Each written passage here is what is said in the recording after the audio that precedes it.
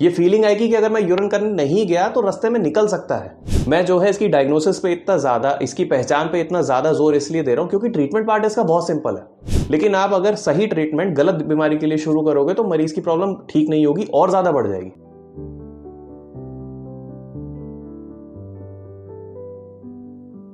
Hello friends, मेरा नाम doctor Amit Bansal है। आज हम बात करेंगे ओवर एक्टिव ब्लैडर के बारे में। ये एक ऐसी टर्मिनोलॉजी है जिसके आसपास भयंकर कंफ्यूजन है मेडिकल प्रोफेशन में। ओवर एक्टिव ब्लैडर की डेफिनेशन होती है अर्जेंसी, यानी कि अगर यहाँ पे बैठा हूं तो आपसे बात करते करते मुझे यूरिन का सडन प्रेशर लगेगा। और अर्जेंसी का मतलब प्रेशर इतना तेज होगा कि मैं रुक ही नहीं सकता, मुझे तुरंत जाना पड़ेगा यूरिन करने के लिए। ये फीलिंग आएगी कि अगर मैं यूरिन करने नहीं गया तो रास्ते में निकल सकता है। इसको कहते हैं ओवर एक्टिव ब्लैडर। कुछ लोगों में अर्जेंसी इतनी ज्यादा होती है कि बाथरूम जाते जाते पेशाब लीक हो जाता है, उसको कहते हैं अर्ज इनकॉन्टिनेंस। तो अगर आपको ये सिम्टम्स हो रहे हैं कि आपको यूरिन का प्रेशर, आप काम कर रहे हो, अपना खाना पीना खा रहे हो, फैमिली के साथ हो, अचानक से यूरिन का प्रेशर लगा और तुरंत भागना पड़ता है, आप रोक ही नहीं पाते हो, कंट्रोल करने का जो है टाइम नहीं मिलता है, इस चीज को कहते हैं हम ओवर एक्टिव ब्लैडर। काफी बार लोग इसको इस चीज से कंफ्यूज कर जाते हैं कि हमें यूरिन बार बार आता है।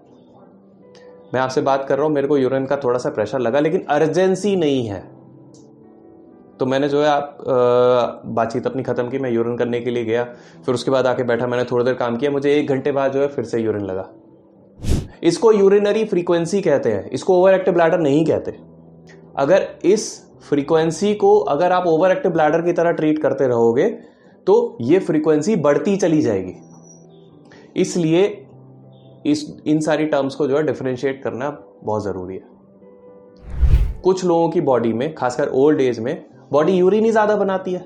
जब ज्यादा यूरिन बनेगा तो आपको ज्यादा यूरिन पास करने जाना भी पड़ेगा, but that does not mean you have over active bladder. उसको भी अगर आप इम्प्रॉपर तरीके से डायग्नोस करके ट्रीट करने बैठोगे तो उसका रिजल्ट कभी नहीं मिलेगा, मरीज की कंडीशन आपकी दवाई से और ज्यादा खराब हो जाएगी।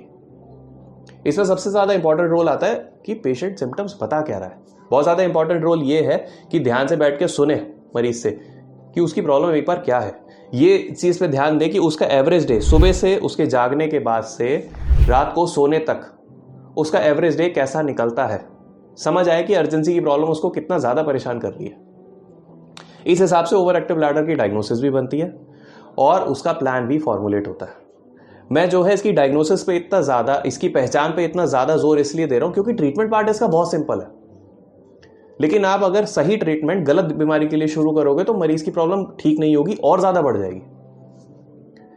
मान लो किसी पेशेंट को हमने ओवर एक्टिव ब्लैडर डायग्नोस कर भी लिया, तो उसके कारण क्या है, क्यों हुआ उसको ओवर एक्टिव ब्लैडर। कुछ लेडीज में ये इडियोपैथिक होता है, यानी कि इसका कारण जो है कभी पता नहीं चल पाता है। हम सारे टेस्ट कराते हैं रूटीनली कि यूरिनरी ट्रैक्ट इन्फेक्शन, अगर यूरिन में इन्फेक्शन है, ब्लैडर बहुत ज़्यादा इरिटेबल है, ब्लैडर मतलब मसाना, पेशाब की थैली, जो ये वाला पोर्शन जहाँ पे आपको यूरिन का प्रेशर फील होता है वो बहुत ज़्यादा इरिटेबल है।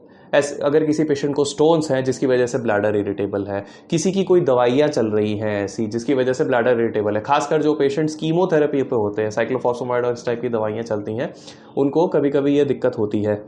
मेल्स में प्रोस्टेट की वजह से ओवर एक्टिव ब्लैडर हो सकता है। प्रोस्टेट बढ़ गया साइज में, ब्लैडर जो है पहले कॉम्पनसेट कर रहा था ताकि यूरिन बाहर फेंक सके, थोड़े टाइम के बाद ब्लैडर की जो एक्टिविटी है वो अनकोऑर्डिनेटेड हो गई, उसकी वजह से भी ओवर एक्टिव ब्लैडर हो सकता है। इसलिए जब आप ओवर एक्टिव ब्लैडर का लक्षण लेकर के किसी भी डॉक्टर के पास जाओगे तो वो ये जो बेसिक रूटीन टेस्ट होते हैं वो कराते हैं, डेफिनेटली कराते हैं। फिर भी अगर कोई कारण नहीं पता चलता है तो उसको हम इडियोपैथिक कैटेगरी में डालते हैं, क्योंकि उसमें जो है जो मेडिकल इलाज होता है उसको करने के अलावा हमारे पास और ज़्यादा कोई ऑप्शन नहीं होते। तो क्या दवाई ही इसका सारा घर पे कर सकें जिससे कि हमें इसमें आराम मिले?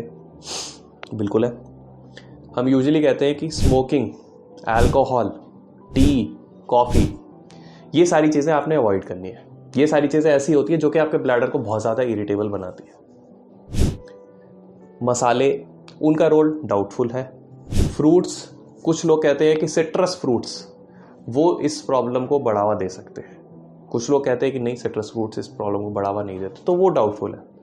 लेकिन जो मेरी समझ कहती है कि स्मोकिंग, अल्कोहल इंटेक, चाय, कॉफ़ी, इस चीज़ को तो हम अवॉइड कर ही सकते हैं। चाय के नाम पे दैट इंक्लूड्स एवरी टी, कुछ ज्ञानी लोग ज़रूर ऑडियंस में बैठे होंगे, वो कहेंगे कि नहीं हम दूध वाली चाय नहीं पीते, हम तो ग्रीन टी पीते हैं, हम तो कैमोमिल टी पीते हैं, हम तो एसएमईज टी पीते हैं। देखो टी रहती है, मन में वहम मत पालो। अगर आपको ओवर एक्टिव ब्लैडर की प्रॉब्लम है, कम से कम 3 से 4 हफ्ते के लिए आपको ये सारी चीज़ें पूरी तरीके से बंद करनी होंगी, अगर आप चाहते हो कि आपकी मेडिसिन कम हो जाए या बंद हो जाए। इसकी जो मेडिसिन होती है आमतौर पर दिन में 1 बार या 2 बार दी जाती है। उनके कुछ अपने जो है गिने चुने साइड इफ़ेक्ट्स हैं, जैसे कि कभी कभी गला सूखता है, कभी कभी कॉन्स्टिपेशन होने का रिस्क रहता है। तो मेरी पर्सनल अप्रोच ये रहती है कि जितना पेशेंट की लाइफस्टाइल को मैं मॉडिफाई कर सकूं, जिससे कि दवाइयाँ इनकी या तो शुरू ना करनी पड़े, शुरू हो भी जाए तो जल्दी से जल्दी जो है ख़त्म हो जाए।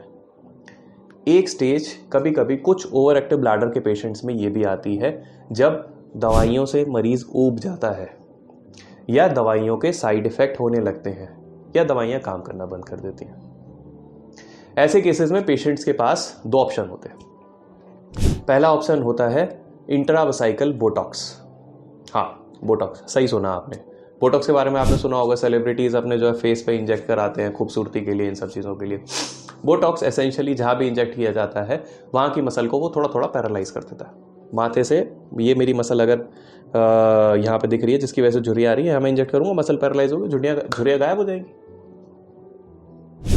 इसी तरीके से बोटॉक्स जो है पेशाब के रास्ते नॉर्मल यूरिनरी ओपनिंग से एंडोस्कोपिकली ब्लैडर में इंजेक्ट किया जाता है, जिसकी वजह से थोड़ी सी मसल एक्टिविटी कम हो जाए, जिससे वो फीलिंग ऑफ अर्जेंसी कम हो जाए, मरीज़ की लाइफ बेटर हो जाए।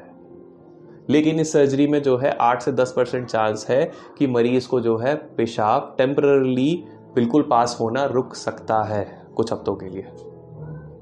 More importantly, Botox just like any other chemical, Botox भी जो है बॉडी खा जाती है थोड़े समय में। तो 9 महीने साल भर में बोटॉक्स का असर जाने लगता है, और उसके बाद अगर किसी पेशेंट को सिग्निफिकेंट प्रॉब्लम होती है तो उसको बोटॉक्स वापस कराना पड़ता है। इसी में दूसरा जो ऑप्शन होता है वो होता है सैक्रल न्यूरोमॉड्यूलेशन। सैक्रल न्यूरोमॉड्यूलेशन बड़े ही सिंपल टर्म्स में अगर मैं आपको समझाऊं तो आपको सबको पेसमेकर के बारे में पता होगा। हार्ट की जिनकी रिदम बहुत ज़्यादा गड़बड़ हो जाती है, उसको रेगुलेट करने के लिए एक डिवाइस यहाँ पे स्किन के नीचे फिट कर दी जाती है, उसको हम कहते हैं पेसमेकर। सैक्रल न्यूरोमॉड्यूलेशन एसेंशियली यही काम आपके यूरिनरी ब्लैडर के साथ करता है। वो ब्लैडर से जा रही नर्व्स के ऊपर एक पतली सी लीड जो है इम्प्लांट कर दी जाती है, और उस लीड में जो है एक छोटा सा, बहुत छोटा सा, इतना बड़ा जो है एक क्रेडिट कार्ड से भी छोटा एक छोटा जनरेटर होता है, वो पीछे आपके हिप्स में फैट में इम्प्लांट कर दिया जाता है।